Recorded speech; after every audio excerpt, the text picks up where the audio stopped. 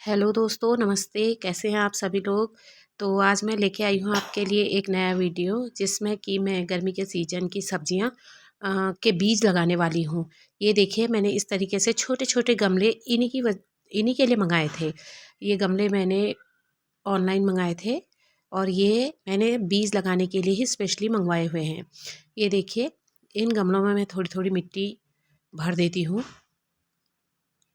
और मिट्टी एकदम भुरभुरी होनी चाहिए। फिर देखिए, मैं लगाऊंगी जुकीनी यानी कि बोटिया कद्दू, टमाटर, लम्बा बैंगन और गोल बैंगन। इस तरीके से मैं इनको लगाऊंगी। ये देखिए, मैं जब भी लगाती हूँ तो बीजों को देखने के बाद पुष्ट जो बीज होते हैं, जो अच्छे बीज होते हैं, सिर्फ उन्हीं का इस्तेमाल करती हूँ। क्योंकि पुष्ट बीज ही अच्छा फ्रूटिंग भी देते हैं और जल्दी जर्मिनेट भी होते हैं और अच्छी ग्रोथ पकड़ते हैं। इस तरीके से मैं इनको हर कंटेनर में एक बीज लगा दूंगी और उनको ऊपर से मिट्टी से इस तरीके से ढक दूंगी।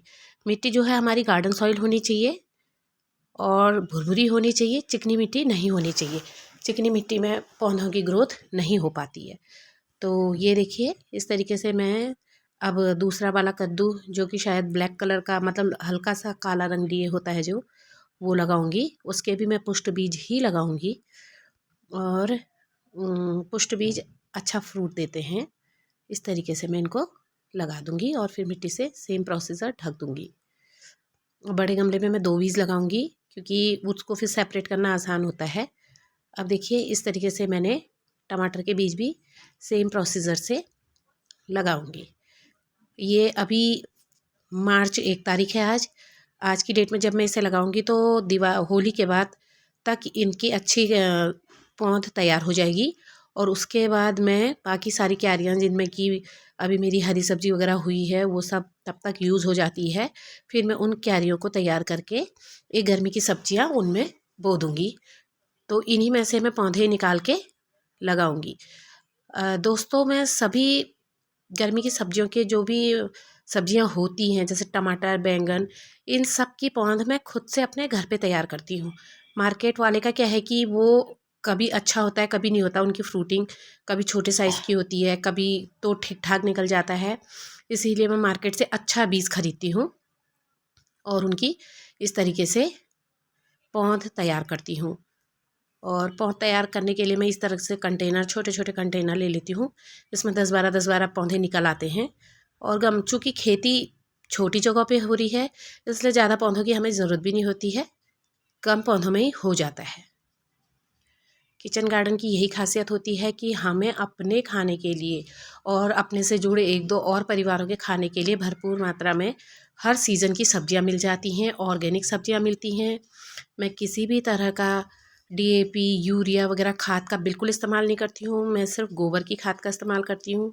साथ ही कुछ और खादें हैं, जैसे कि आपका नीम की खली है और सागरिका मतलब सीवीड्स होते हैं, इनका इस्तेमाल करती हूँ। बस यही 2-4 चीज़ें मैं इस्तेमाल करती हूँ और प्रॉपर तरीके से वाटरिंग करती हूँ। ओवर वाटरिंग भी नहीं करनी होती है, क्योंकि ओवर वाटरिंग करने से पौधों की जड़ें सड़ जाती हैं। इस तरीके से देखिए, मैंने अब बैंगन के पौध तैयार करने की तैयारी कर रही हूँ। इसी तरीके से मैं सभी को गमलों में लगा लूँगी। आप देखिए, देख सकते हैं।